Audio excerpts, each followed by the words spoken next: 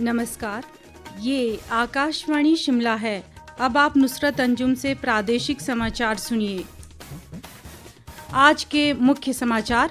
भाजपा के वरिष्ठ नेता नरेंद्र मोदी अब से कुछ देर बाद लगातार तीसरी बार लेंगे प्रधानमंत्री पद की शपथ।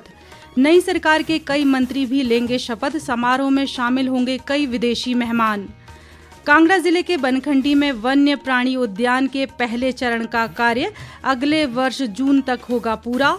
और भीषण गर्मी से राहत पाने के लिए प्रदेश के पर्यटन स्थलों में बढ़ी पर्यटकों की संख्या। पर्यटन सीजन जोरों पर। अब समाचार विस्तार से। भाजपा के वरिष्ठ नेता नरेंद्र मोदी आज लगातार तीसरी बार देश के प्रधानमंत्री की शपथ ग्रहण करेंगे। राष्ट्रपति द्रौपदी मुर्मू नए मंत्रिमंडल को पद और गोपनीयता की शपथ दिलाएंगी। ये समारोह शाम 7:15 पर राष्ट्रपति भवन के प्रांगण में आयोजित होगा। राष्ट्रपति द्रौपदी मुर्मू ने एनडीए संसदीय दल के नेता व प्रधानमंत्री नरेंद्र मोदी को नई सरकार के गठन के लिए आमंत्रित किया है। एनडीए के घटक दलों की ओर से समर्थन पत्र भी राष्ट्रपति को सौंपा गया है। राष्ट्रपति भवन के बाहर मोदी ने कहा कि एनडीए एक सुदृढ़, स्थिर और विकासोन्मुख सरकार का गठन करेगी। नरेंद्र मोदी ने कहा कि लोगों ने एनडीए सरकार को एक और अवसर दिया है और ये 18वीं लोकसभा नवीन व युवा ऊर्जा का स्रोत है। उन्होंने कहा कि उनकी सरकार देशवासियों की आशाओं और आकांक्षाओं को पूरा करेगी। उन्होंने कहा कि पिछले 2 कार्यकाल में जिस गति से देश आगे बढ़ा है, समाज के हर क्षेत्र में परिवर्तन साफ साफ नजर आ रहा है। 25 करोड़ लोगों का गरीबी से बाहर आना अपने आप में हर भारतीय के लिए बड़े गर्व का विषय है। नरेंद्र मोदी के तीसरी बार प्रधानमंत्री पद के शपथ ग्रहण समारोह में भाग लेने के लिए पड़ोसी देशों के विभिन्न नेताओं को आमंत्रित किया गया है। पड़ोसी देशों के नेता समारोह में भाग लेने के लिए राजधानी पहुंच गए हैं। विदेश मंत्रालय के अनुसार श्रीलंका के राष्ट्रपति रानिल विक्रमसिंघे, मालदीव के राष्ट्रपति डॉक्टर मोहम्मद मुइज्जू, सेशेल्स के उपराष्ट्रपति अहमद अफीफ और बांग्लादेश की प्रधानमंत्री शेख हसीना शपथ ग्रहण समारोह में भाग लेंगी। मॉरिशस के प्रधानमंत्री प्रविंद कुमार जुगनाथ, नेपाल के प्रधानमंत्री पुष्प कमल दहल प्रचंड और भूटान के प्रधानमंत्री तशेरिंग तोब्गे भी समारोह में भाग लेंगे। ये नेता राष्ट्रपति द्रौपदी मुर्मू द्वारा आज शाम आयोजित भोज में भी शामिल होंगे। नई सरकार के शपथ ग्रहण समारोह का अब से कुछ देर बाद शाम 6:45 से आकाशवाणी से सीधा प्रसारण किया जाएगा। इधर विपक्ष के नेता जयराम ठाकुर ने कहा है कि नरेंद्र मोदी का प्रधानमंत्री के रूप में तीसरा कार्यकाल ऐतिहासिक होगा। उन्होंने कहा कि तीसरे कार्यकाल के लिए जो भी लक्ष्य निर्धारित किए गए हैं, वे पिछले कार्यकाल के लक्ष्यों की तरह आसानी से निर्धारित समय के भीतर हासिल होंगे। जयराम ठाकुर ने तीसरी बार भाजपा और एनडीए को जन समर्थन देने के लिए देशवासियों का आभार जताया। उन्होंने कहा कि केंद्र सरकार सबका साथ सबका विकास का लक्ष्य के साथ काम करेगी और देश के हर वंचित वर्ग के उत्थान के लिए प्रयास किए जाएंगे। कांगड़ा जिले में देहरा उपमंडल के बनखंडी में वन्य प्राणी उद्यान का पहला चरण अगले वर्ष जून तक पूरा कर लिया जाएगा। इस उद्यान का कार्य करीब 619 करोड़ रुपए की अनुमानित लागत से 3 वर्ष के भीतर 3 चरणों में किया जाएगा। मुख्यमंत्री सुखविंदर सिंह सुक्खू ने शिमला में बताया कि इसके निर्माण के लिए बीते 24 मई को केंद्रीय लोक निर्माण विभाग के साथ एक समझौता ज्ञापन हस्ताक्षरित किया गया है। ये वन्य प्राणी उद्यान क्षेत्र के प्रमुख पर्यटन स्थल के रूप में उभरने के साथ साथ स्थानीय लोगों को रोजगार के अवसर भी उपलब्ध करवाएगा। मुख्यमंत्री के अनुसार इस उद्यान के परिसर में लोगों की सुविधा के लिए पर्याप्त पार्किंग, इलेक्ट्रिक चार्जिंग स्टेशन सहित अन्य बुनियादी सुविधाएं उपलब्ध करवाई जाएंगी। इसके अलावा सैलानियों को आकर्षित करने के लिए उद्यान के प्रवेश द्वार पर स्थानीय जीवन शैली को प्रदर्शित करती हुई कांगड़ा गांव की एक प्रतिकृति आकृति स्थापित की जाएगी। मुख्यमंत्री ने कहा कि ये उद्यान कांगड़ा जिला को हिमाचल की पर्यटन राजधानी के रूप में स्थापित करने में मील पत्थर साबित होगा और इससे क्षेत्र में पर्यटकों की संख्या में भी वृद्धि होगी।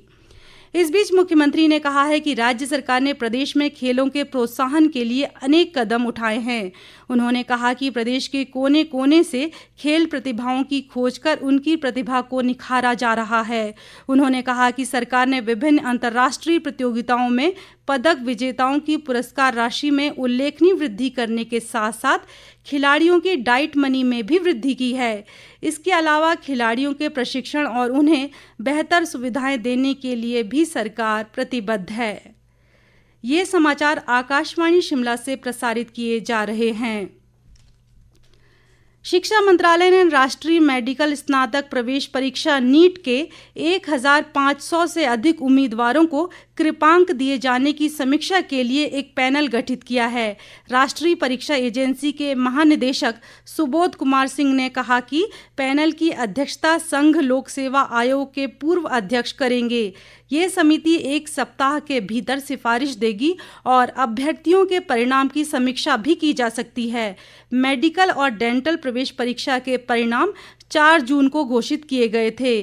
कई प्रत्याशियों ने मुद्दे उठाते हुए दोबारा परीक्षा लेने की मांग की थी। कई आवेदकों ने अदालत में भी मामला दर्ज किया है। नीट के लिए 24 लाख से अधिक विद्यार्थियों ने पंजीकरण कराया था और 97% उम्मीदवार परीक्षा में बैठे थे। स्वास्थ्य मंत्री धनीराम शांडिल ने कहा है कि सरकार प्रदेश की समृद्ध संस्कृति के संरक्षण के लिए वचनबद्ध है। उन्होंने कहा कि ये प्रयास किया जा रहा है कि संस्कृति और पर्यटन के माध्यम से प्रदेश की आर्थिकी को मजबूत किया जा सके। धनीराम शांडिल सोलन के कोठों में फिल्फॉट फोरम द्वारा आयोजित अखिल भारतीय नृत्य, नाटक और संगीत प्रतियोगिता के समापन समारोह में बोल रहे थे। उन्होंने कहा कि फिल्फॉट फोरम द्वारा संगीत, नृत्य और अभिनय के माध्यम से पूरे भारत को जोड़ने का एक बेहतरीन कार्य किया जा रहा है और ये संस्था वर्ष 1986 से कलाकारों को अपनी प्रतिभा व कौशल का प्रदर्शन करने के लिए सशक्त मंच प्रदान कर रही है। उन्होंने उम्मीद जताई कि ये प्रतियोगिता देश के साथ साथ हिमाचल प्रदेश के उभरते हुए कलाकारों को भविष्य का बेहतर कलाकार बनने की दिशा में उचित मंच प्रदान करेगी। स्वास्थ्य मंत्री ने प्रतियोगिताओं के विजेताओं को सम्मानित भी किया। मुख्यमंत्री सुखविंदर सिंह सुक्खू व प्रदेश कांग्रेस अध्यक्ष प्रतिभा सिंह ने कांग्रेस संसदीय दल की अध्यक्ष चुने जाने पर सोनिया गांधी को बधाई दी है। मुख्यमंत्री ने कहा कि सोनिया गांधी के असाधारण नेतृत्व व कुशल मार्गदर्शन में कांग्रेस पार्टी ने अनेक चुनौतियों पर विजय हासिल की है। वहीं प्रतिभा सिंह ने कहा कि सोनिया गांधी के कुशल नेतृत्व में पार्टी को मजबूती के साथ साथ इंडिया गठबंधन से भी बेहतर तालमेल स्थापित हो सकेगा। इस बीच प्रदेश कांग्रेस प्रभारी राजीव शुक्ला के अनुमोदन के बाद पार्टी अध्यक्ष प्रतिभा सिंह ने हमीरपुर व देहरा ब्लॉक कांग्रेस की संपूर्ण कमेटियों को तुरंत प्रभाव से भंग कर दिया है। पार्टी ने इस संबंध में एक अधिसूचना जारी की है।